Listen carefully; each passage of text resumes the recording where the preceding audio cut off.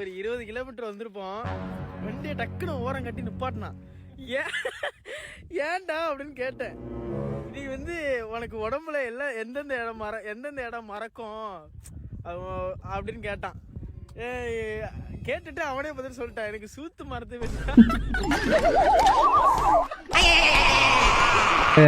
எனக்கு அதுமே நிறைய தடவை நடந்திருக்கு. ஏன்னா நம்ம எல்லாருமே லாங் டிராவல்லாம் போயிருப்போம். எனக்கெல்லாம் பாத்தீங்கன்னா ரொம்ப கிலோமீட்டர்லாம் ஓட்ட முடியாது. ஒரு 5 கிலோமீட்டர் ஒரு 6 கிலோமீட்டர்லயே பின்னாலாம் தக்க தக்கன்னு எரிய ஆரம்பிச்சு. फ्रेंड्स,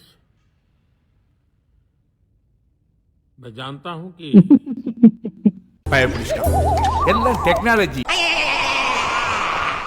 சொல்றதுக்கு ஒண்ணுமே இல்ல. இப்போ பொதுவாக வந்து நம்ம எல்லாம் இஎம்ஐ வந்து எதுக்கு கட்டுவோம்? ஃப்ரிட்ஜு கட்டுவோம், இல்லை ஃபோனு கட்டுவோம், இல்லை வண்டிக்கு, எலக்ட்ரானிக் பொருள் இருக்க எது எல்லாத்துக்குமே இஎம்ஐ போடுவோம். ஆனா இவன் எதுக்கு இஎம்ஐ போட்டிருக்கான்றத முதல்ல பாருங்க. मैम कितना रेट है आपका? 2000 EMI हो जाएगा मैम? EMI please ma'am.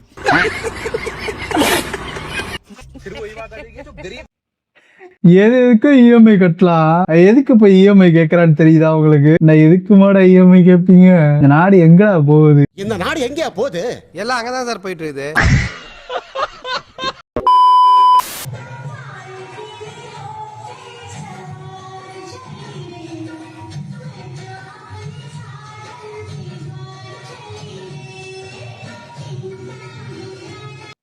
நானும் உங்களை மாதிரி தான் வெயிட் பண்ணி பார்த்துக்கிட்டே இருக்கேன் அது எப்போ கீழே விழுவுன்னு. ஆனால் வீடியோ எண்டு வரைக்கும் அது கீழே விழுகாது. நான் பிடிச்சி சும்மா ஆட்டிக்கிட்டு இருக்கேன். நானும் உங்களை மாதிரி தான் ஏமாந்து போயிட்டேன். என்ன பண்றது? நம்ம அடுத்த வீடியோ போயிடுவோம்.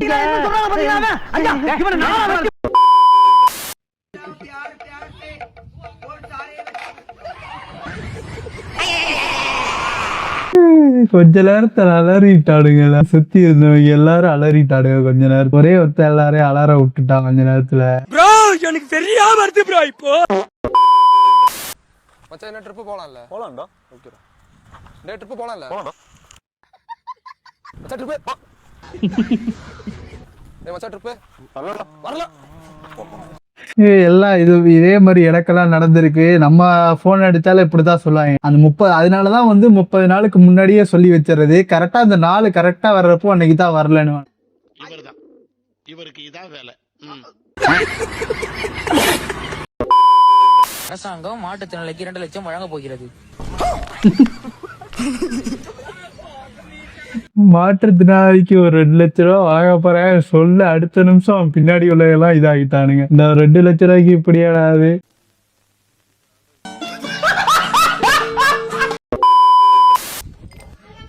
என்ன பேபியோட சத்தமா இருக்கு? இங்க 3 பொடி குண்டு நினைக்கிறானுங்க பேபி. இனிமே வரப்போற ஜென்ரேஷன் எல்லாமே இப்படித்தான் இருப்பாங்க. இந்த ஜென்ரேஷன் ஒண்ணு, இதுக்கு அப்புறம் வரப்போற ஜென்ரேஷன்லாம் இதுக்கு மேல இருப்பானுங்க, ஒரு படிக்கு மேல.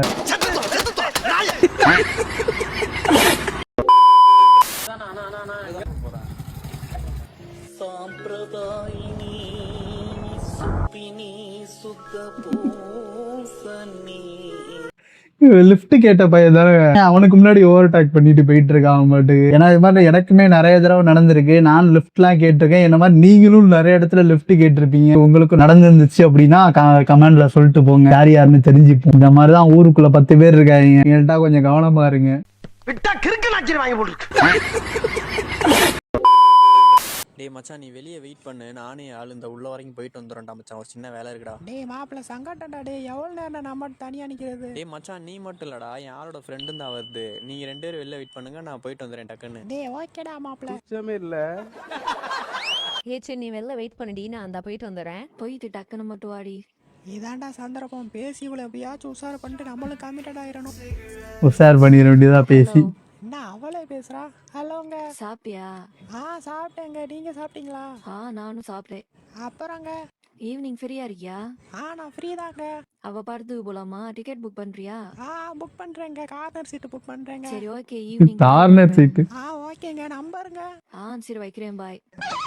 ஏங்க அந்த நம்பரு?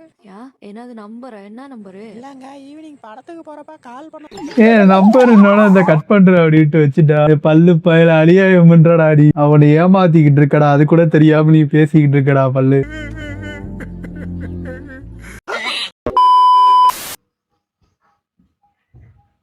என்னடா ஃபேன் கூட போடாம உட்காந்துங்கிறா?